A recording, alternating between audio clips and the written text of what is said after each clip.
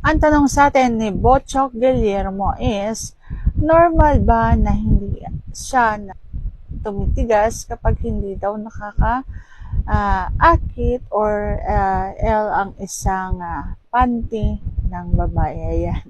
So, yan ang ating pag-uusapan for today's video. Sorry guys, kung minsan nahihirapan akong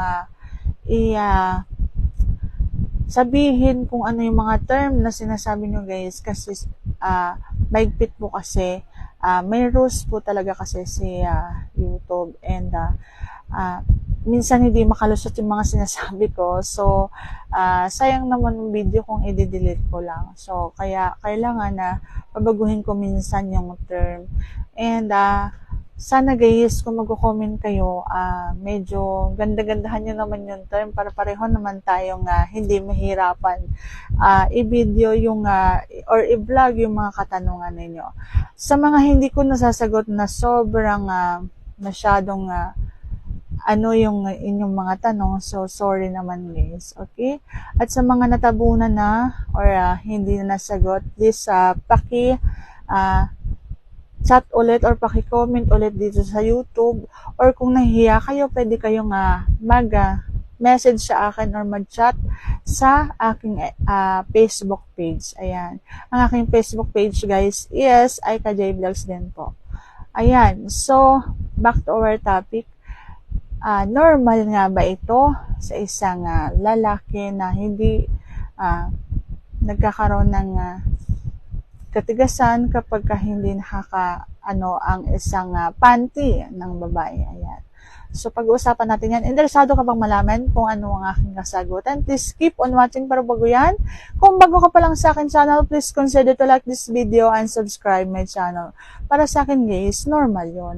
Kasi, sa aking partner, nakakaranas din ako ng yung minsan talaga kahit ginagawa mo naman yung lahat, pero may gusto pa rin or may fantasy pa rin talaga ang lalaki. Katulad ng aking sa partner, nanonood pa rin siya talaga ng movies na alam nyo na, yung mga pang adult lang.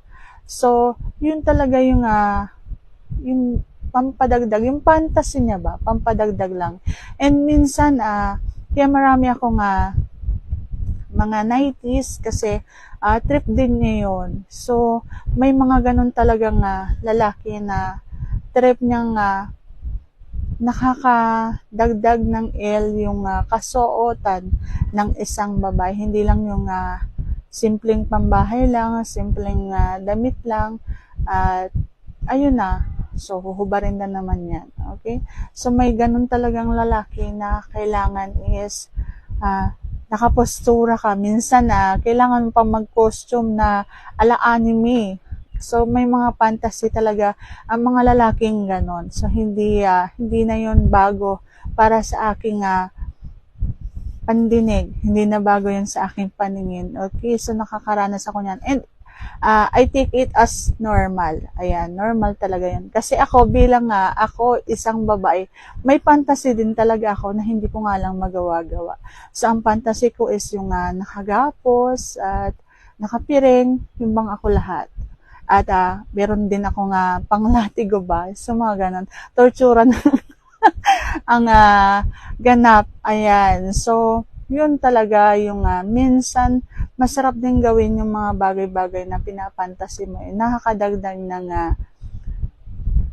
spice doon sa ginagawa ninyo.